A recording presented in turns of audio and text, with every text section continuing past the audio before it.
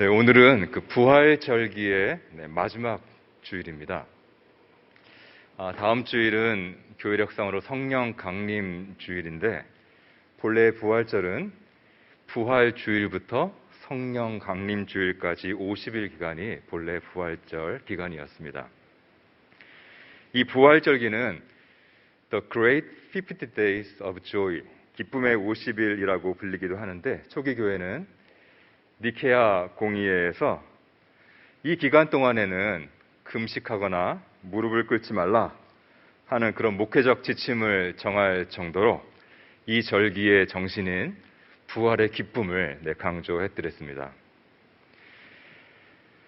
부활, 성도 여러분, 부활이 무엇이라고 생각하십니까? 여러 가지 생각이 또 신학이 있을 수 있을 것입니다. 그런데 저는 이렇게 믿습니다. 부활이란 다시 심장이 뛰기 시작하는 것이다. 부활이란 다시 심장이 뛰기 시작하는 것이다. 부활이라고 하는 것을 다시 심장이 뛰기 시작하는 것으로 믿지 못하는 분들이 계십니다. 부활을 다시 심장이 뛰기 시작하는 것으로 믿지 못하고 그저 부활을 죽은 다음에 유령이 되는 것쯤으로 상상하는 분들이 계십니다. 근데 여러분, 죽음 다음에 유령이 되는 것, 유령이 되어서는, 홀령이 되어서는 그저 홀령들이 모여 산다는 내세라는 곳에 가서 영원히 지내는 것, 거기서 유령처럼 지내는 것, 그런 것은 부활이 아닙니다.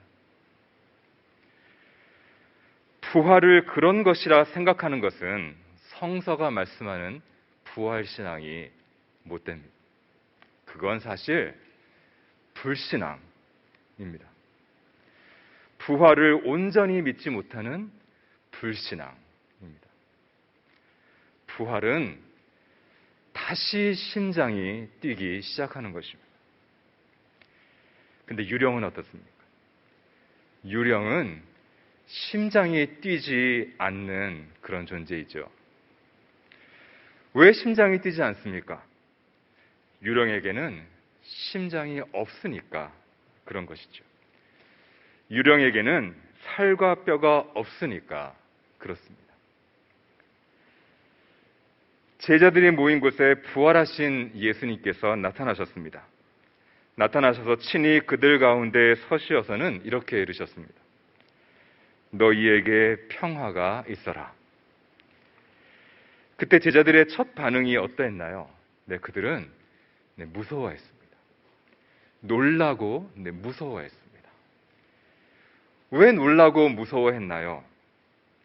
예수님을 유령이라고 생각했기 때문입니다. 오늘 본문 37절은 이렇게 말씀합니다. 그들은 놀라고 무서움에 사로잡혀 유령을 보고 있는 줄로 생각하였다. 유령, 고스트. 예수님을 유령으로 생각하고서 놀라고 무서워하고 있는 그 제자들에게 부활하신 주님께서 하신 말씀이 무엇이었습니까? 38절과 39절입니다. 예수께서 그들에게 말씀하셨다. 어찌하여 너희는 당황하느냐? 어찌하여 마음에 의심을 품느냐? 내 손과 내 발을 보아라. 바로 나다. 나를 만져보아라. 유령은 살과 뼈가 없지만 너희가 보다시피 나는 살과 뼈가 있다. 유령은 살과 뼈가 없지만 너희가 보는 것처럼 내게는 있다는 말씀입니다. 나는 죽어 유령이 된 것이 아니라 죽음을 이기고 부활하셨다는 것을 보여주신 것입니다. 여러분, 유령이라는 것이 무엇입니까? 유령이란 죽고 나서 남은 것입니다. 유령이란 죽음을 이긴 존재가 아니라 죽음에 패배하고 남은 잔해입니다. 죽음의 손에 뼈가 으스러지고 몸이 가루가 되고 남은 희미한 연기 같은 무엇, 그것이 바로 유령입니다.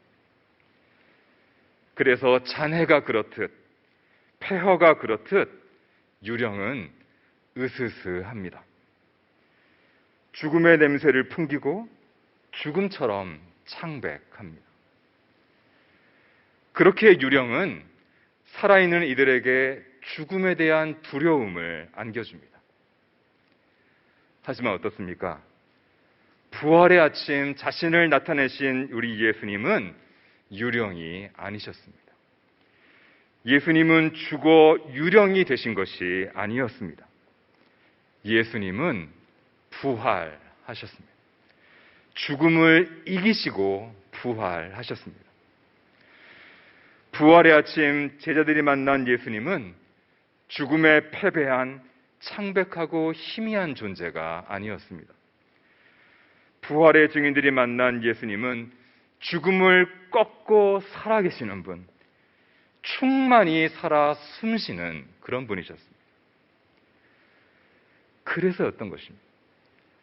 부활하신 예수님을 만난 제자들이 변화된 것은 바로 그렇기 때문이었습니다. 여러분, 그 제자들이 그때 그저 예수님의 유령을 보게 된 것이었다면 그 제자들은 결코 변화되지 못했을 것입니다. 죽음을 두려워하지 않는 제자들로, 자기 목숨을 아까워하지 않고 주님의 뒤를 따라갈 수 있는 제자들로 변화되지 못했을 것입니다. 그들이 죽음을 두려워하지 않고 자기 목숨도 아끼지 않는 제자들로 변화될 수 있었던 것은 그들은 죽음을 이기신 분, 부활하신 그리스도를 만났기 때문이었습니다. 그들은 그들 자신보다도 더 충만하게 살아계신 주님을 만났고, 그래서 그들은 정말로 살아있는 사람들로 변화되었던 것입니다. 부활은 살아나는 것입니다. 다시 심장이 뛰게 되는 것입니다. 심장이 뛰지 않는 존재, 살아있는 존재라고 해야 될지 죽어있는 존재라고 해야 할지 알 수 없는 그런 희미하고 창백한 존재였던 우리가 다시 심장이 뛰는 존재, 살아 숨쉬는 존재가 되는 것이 부활이요, 부활 신앙의 삶입니다. 근데 여러분, 우리의 심장을 그렇게 다시 뛰게 하는 것이 무엇입니까? 무엇이 우리의 심장을 다시 뛰게 만드나요? 네, 그것은 사랑입니다.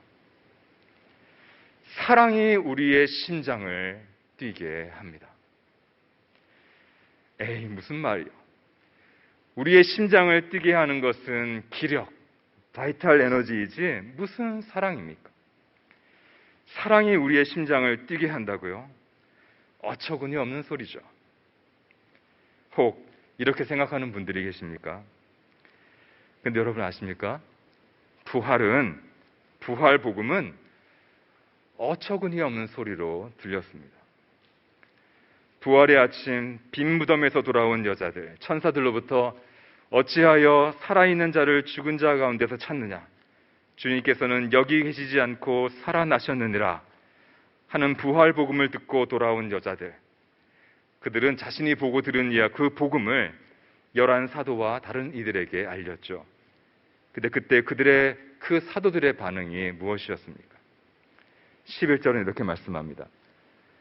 그러나 사도들에게는 이 말이 어처구니 없는 말로 들렸으므로 그들은 여자의 말을 믿지 않았다. 네, 부활 복음은 어처구니 없는 소리로 들렸습니다.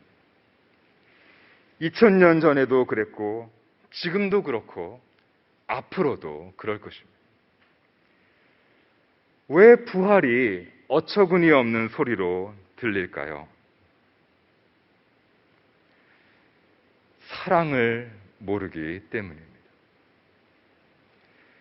사랑을 모르기 때문입니다. 심장을 뛰게 하는 건 기력이 아니라 기력이기 이전에 사랑이라는 것을 모르기 때문입니다. 천구의 별들을 움직이는 건 만유인력이 아니라 만유인력이기 이전에 사랑이라는 것을 모르기 때문입니다. 하나님의 사랑이라는 것을 모르기 때문입니다. 태초에 천구의 별들을 지어 움직이게 한 것은 바로 그 사랑이었음을 모르기 때문입니다. 태초에 사람에게 심장을 지어주고 뛰게 만든 것은 바로 그 사랑이었음을 모르기 때문입니다. 태초에 천지를 창조하신 하나님, 그 하나님은 사랑이십니다. 그리고 그 사랑이 태초에 창조의 일을 하신 그 하나님의 사랑이 종말에 새 창조의 일을 하실 것입니다. 새 하늘과 새 땅을 창조하실 것이며 사람에게 새로운 심장을 지어주고 뛰게 하실 것입니다.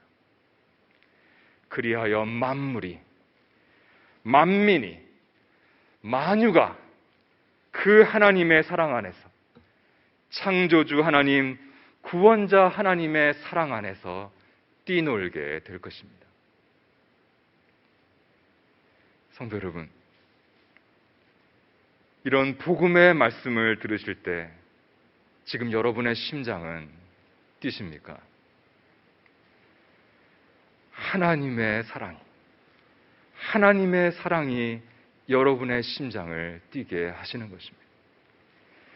이 창조 세계를 결단코 버리시지 아니하시는 하나님의 사랑, 창조 세계를 죽음의 권세에 내버리지 않으시는 하나님의 사랑이 우리의 심장을 뛰게 만드는 것입니다. 자신의 사랑을 배신한 창조 세계임에도 독생자를 내어주기까지 사랑하시는 하나님, 그 배신의 대가를 십자가에서 스스로 감당하시기까지 우리를 사랑하시는 그 하나님의 사랑이 우리의 심장을 뛰게 하는 것입니다. 이렇게 심장이 뛰는 사람, 그렇게 하나님의 사랑에 심장이 뛰는 사람, 그 사람이 바로 진정한 신앙인 부활 신앙인입니다. 부활 신앙인에게는, 그래서 하나님의 사랑에 심장이 뛰는 부활 신앙인에게는 그래서 떨림이 있습니다. 영혼의 떨림이 있습니다. 감격이 있습니다. 거룩한 사랑 앞에서 부르는 노래가 있습니다. 6주 전 부활주에 우리는 선포하고 노래했습니다. 주님께서 살아나셨습니다. 참으로 살아나셨습니다. 그리고 이 세상에 봄이 왔습니다. 여러분 어떠셨습니까? 부활의 노래, 부활 찬양의 노래를 흥얼거리며 걸으셨을 이 봄꽃 세상, 이 찬란한 봄꽃 세상 어떠셨습니까? 심장이 뛰지 않으셨습니까? 이 봄이, 이 아름다운 봄이 마치 우리 주님의 그 영광스러운 부활같이 느껴져서, 또 우리 주님의 그 영광스러운 부활이 마치 이 아름다운 봄과 같이 느껴져서 가슴이 터질 듯이 벅차오르지 않으셨습니까?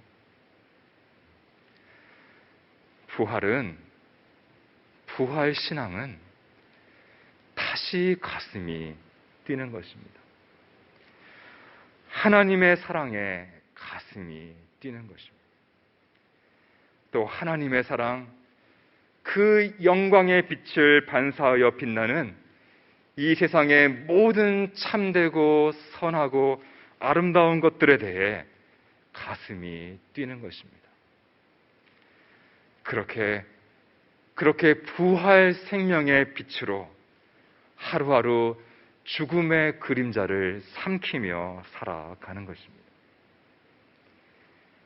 이러한 부활 생명의 삶, 이러한 부활 생명의 삶은 우리의 기력과는 상관없는 삶입니다. 여러분 기억하십니까?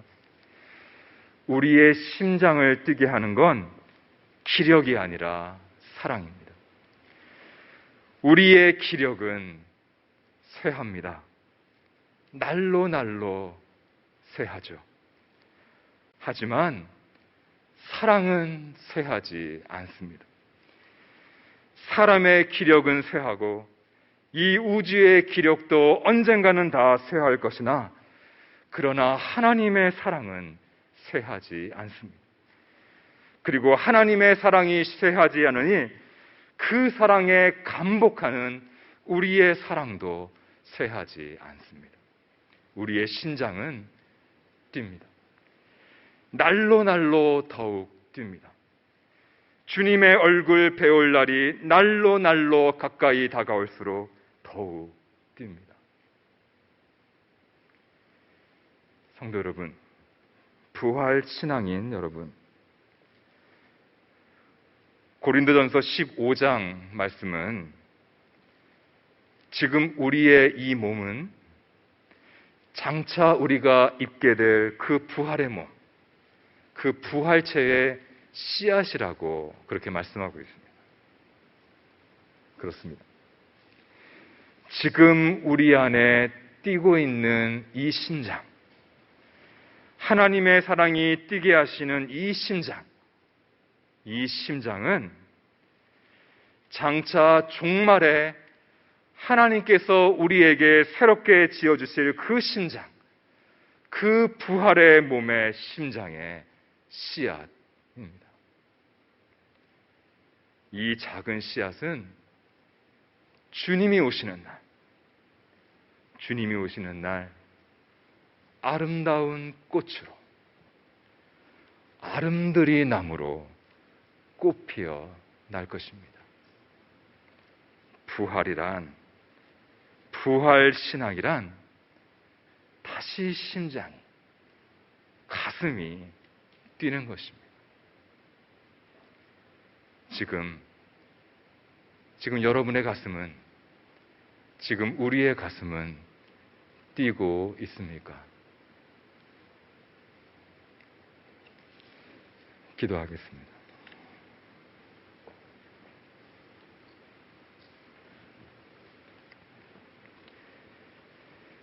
예수 그리스도를 죽은 자 가운데서 부활하게 하심으로 말미암아 우리를 거듭나게 하사 산 소망이 있게 하여 주신 주 하나님, 저희로 소망의 사람들이 되게 하여 주옵소서. 산 소망을 주셨사오니 이 소망을 붙들고 살아나 참되게 살아 이 세상에서 소망의 증거가 되게 하여 주옵소서. 우리 주 예수 그리스도 이름으로 기도하옵나이다. 아멘.